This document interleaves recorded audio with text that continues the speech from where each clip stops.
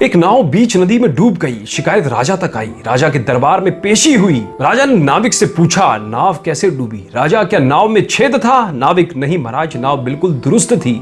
राजा, क्या तुमने सवारी अधिक बिठाई? नाविक, नहीं महाराज, सवारी नाव की क्षमता अनुसार ही थे और ना जाने कितनी बार मैंने उससे अधिक सवारी बिठा कर भी नाव पार लगाई है। राजा, आंधी तूफान जैसी कोई प्राकृतिक आपदा भी तो नहीं थी ना? नाविक, मौसम सुहाना था तथा नदी भी बिल्कुल शांत थी महाराज। राजा, कहीं मदिरा पान तो नहीं किया था तुमने? नाविक, नहीं महाराज, आप चाहें तो इन लोगों से पूछकर संतुष्ट भी हो सकते हैं। ये लोग भी मेरे साथ तैरकर जीवित लौटे हैं। महाराज, फिर क्या चूक हुई? कैसे हुई इतनी बड़ी दुर्घटना? नाविक, महाराज, नाव हौले हौले बिना हिलोरे किए नदी में चल रही थी। तभी नाव में बैठे एक आदमी ने नाव के भीतर ही थूक दिया। मैंने पतवार रोक के उसका विरोध किया और पूछा कि भाई, तुमने नाव के भीतर क्यों थूका? उसने उपहास में कहा, क्या मेरे नाव में थूकने से ये नाव डूब जाएगी? मैंने कहा, नाव तो नहीं डूबेगी, लेकिन तुम्हारे इस निकृष्ट कार्य से हमें घिन आ रही है। बताओ, जो नाव तुमको अपने सीने पर बिठाकर इस पार से उस पार ले जा रही है,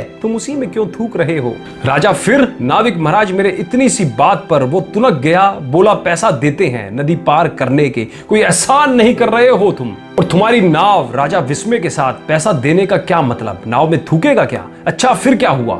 नाविक, महाराज, वो मुझसे झगड़ा करने लगा। राजा, नाव में बैठे और लोग क्या कर रहे थे? क्या उन लोगों ने उसका विरोध नहीं किया? नाविक, हाँ, नाव के बहुत से लोग मेरे साथ उसका विरोध करने लगे। राजा, तब तो उसका मनोबल टूटा होगा, उसको अपनी गलती का एहसास हुआ होगा। नाविक, ऐसा नहीं था महाराज, नाव में कुछ लोग ऐसे भी थे जो उसके साथ उसके पक्ष में खड़े हो गए। नाव के भीतर ही दो खेमे बट गए।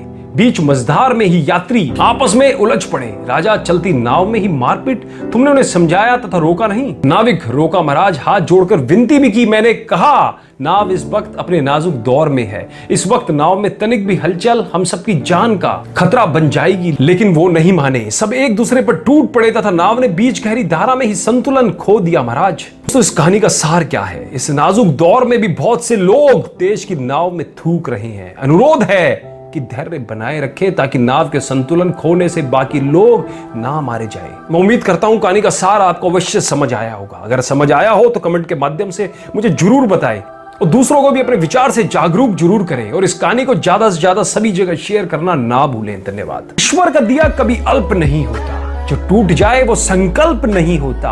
हार को लक्ष्य से दूर ही रखना है मेरे दोस्त, क्योंकि जीत का कोई विकल्प नहीं होता। जब आंखों में अरमान लिया, मंजिल को अपना मान लिया। है मुश्किल क्या आसान क्या, जब ठान लिया तो ठान लिया। दुनिया का हर शौक पाला नहीं जाता, कांच के खिलौनों को उछाला नहीं जाता। मेहनत करने से मुश्किल हो जाती है आसान, मेहनत करने से मुश्किल हो जाती है आसान, क्योंकि हर काम तकदीर पर टाला नहीं जाता।